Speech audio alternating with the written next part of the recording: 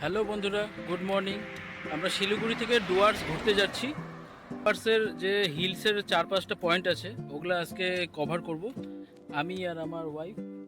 তো সময় নষ্ট না করে চলো বেরিয়ে পড়ি।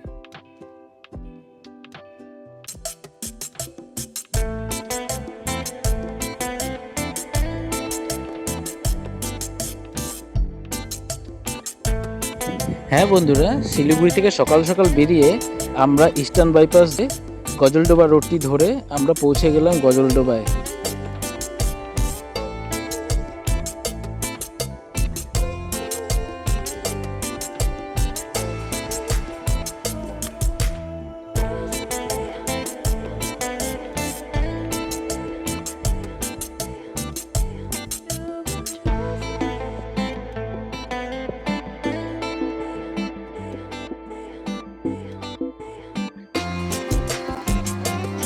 এখন আমরা জঙ্গলের রাস্তা দিয়ে এগিয়ে চলছি।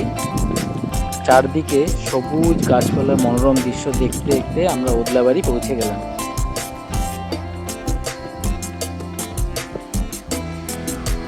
আর হ্যাঁ বন্ধুরা, পথে চলতে চলতে এই খাটু শ্যামের মন্দিরটি দর্শন করতে আমরা ভিতরে ঢুকে গেলাম।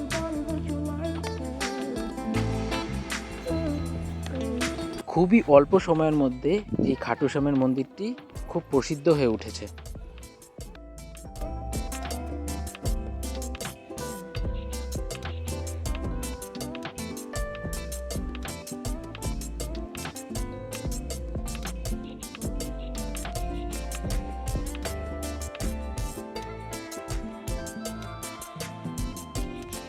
আমাদের যাত্রাপথ অনেকটা আর সময় খুবই কম, এটা ভেবে আমরা কিছুক্ষণ থেকে বেরিয়ে গেলাম।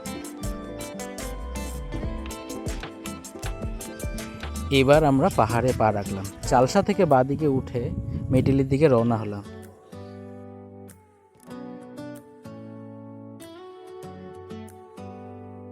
Do you hear that? My sanity about to break while everyone I know's out. On a trip, on a boat, on a lake. I'm tired of feeling all FOMO, babe. I don't even. আমরা এখন চালসা থেকে উপরের দিকে উঠে গেছি, এই অনেকটা উপরে আছি আমরা এখন। তো সামনে আরো অনেক নতুন নতুন দৃশ্য আপনাদের চলো যাই।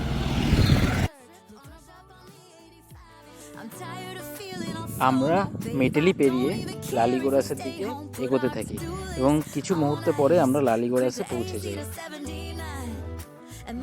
কিছু সিনেমেটিক শট তোমাদের জন্য।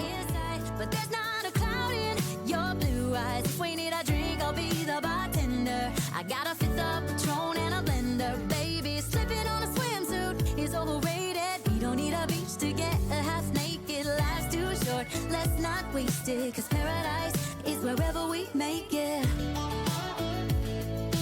Paradise is wherever we make it.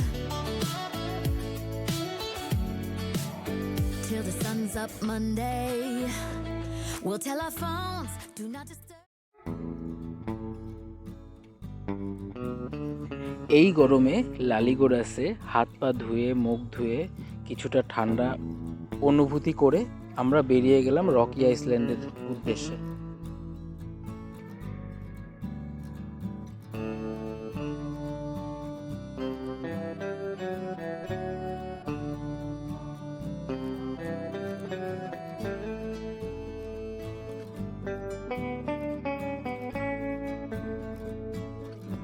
আর হ্যাঁ বন্ধুরা, এই জঙ্গলটিতে আশেপাশে প্রচুর ময়ূর দেখা যায়। এবার দেখলাম না অবশ্যই, কিন্তু অন্যবার প্রচুর ময়ূর দেখেছি। দেখতে দেখতে আমরা রকি আইল্যান্ডে পৌঁছে গেলাম। রকি আইল্যান্ডে পৌঁছে যাত্রাটি যেন আরও এক্সাইটিং হয়ে উঠলো।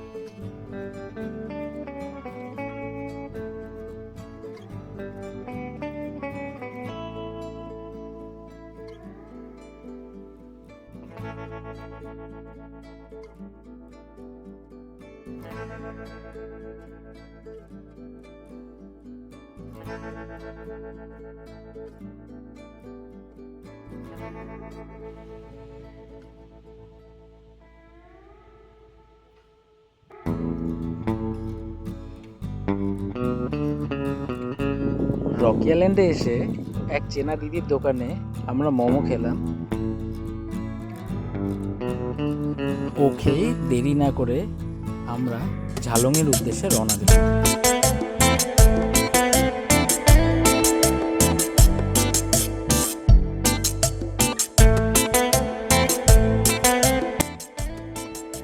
আঁকাবাঁকা পথ ও চাপাতা বাগানের মাঝখান দিয়ে ধীরে ধীরে চলতে চলতে আমরা মনোরম দৃশ্য উপভোগ করতে লাগলাম।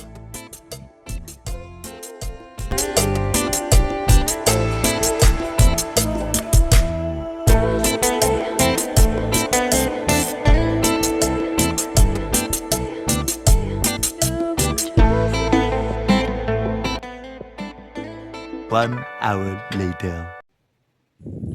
অবশেষে বৃষ্টি শুরু হলো। বৃষ্টি মানেই মনসুন রাইডের আসল মজা। মেঘে ঘেরা পাহাড়, বৃষ্টি ঝরা শব্দ ও রাস্তায় ক্রস করছে অসংখ্য ছোট ছোট ওয়াটারফল।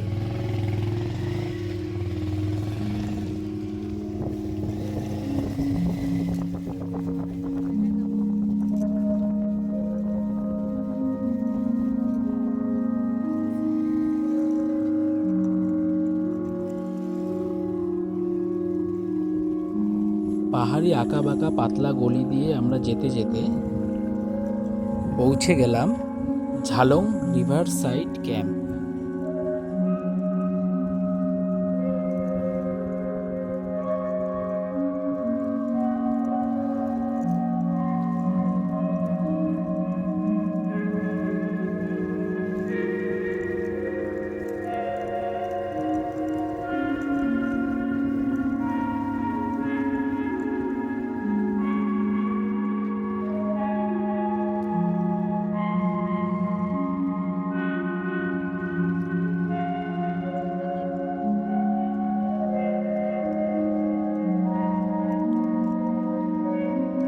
সত্যিকারে বন্ধুরা, এখানে এসে মনে হচ্ছিল না এখান থেকে ফিরে যাই।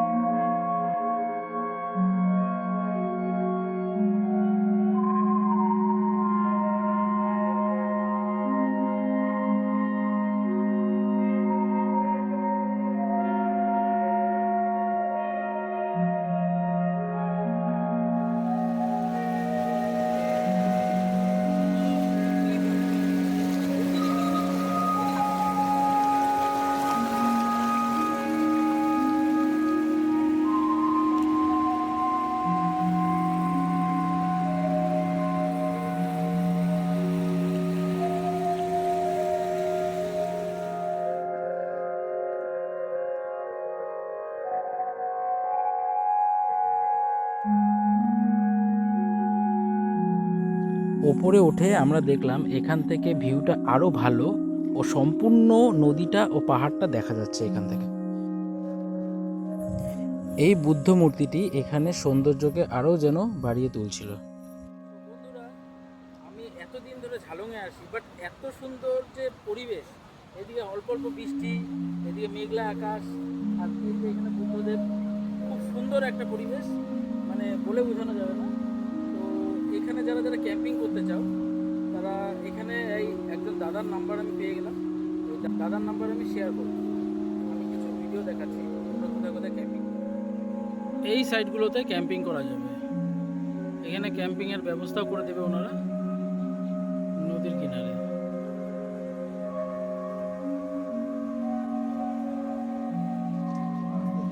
দাদা আপনার নাম্বারটা আমি দিয়ে দিলাম, ঠিক আছে? আমি ভিডিওতে দিয়ে দিব, আপনার সাথে কেউ যদি আসতে চায় যোগাযোগ করবে।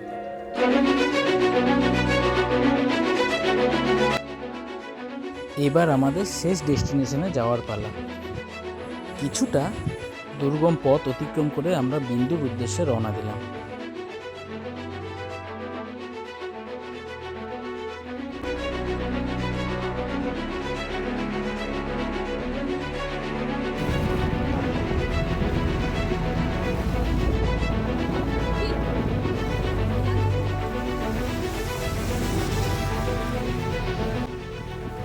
সামনে গিয়ে একটি ল্যান্ডস্লাইড দেখতে পেলাম।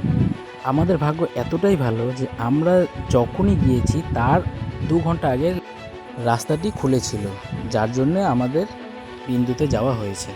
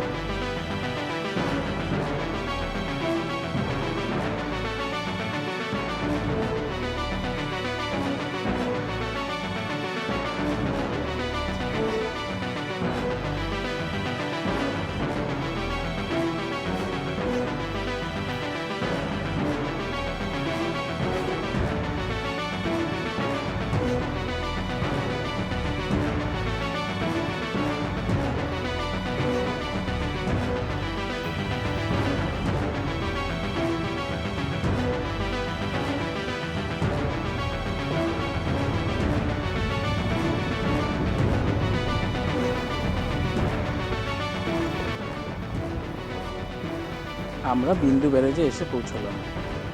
এখানকার প্রাকৃতিক দৃশ্য দেখে আমি মোহিত হয়ে গেছি।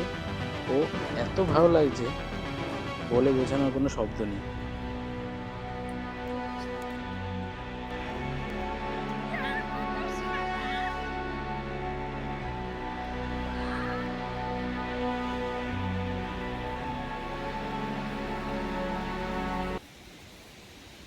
বিন্দু ড্যামে চলে আসছি আমরা। পিছনে ওই সাইডটা ভুটান, আর ড্যামের এই সাইডটা ইন্ডিয়া, আর এটা হচ্ছে জলঢাকা নদী।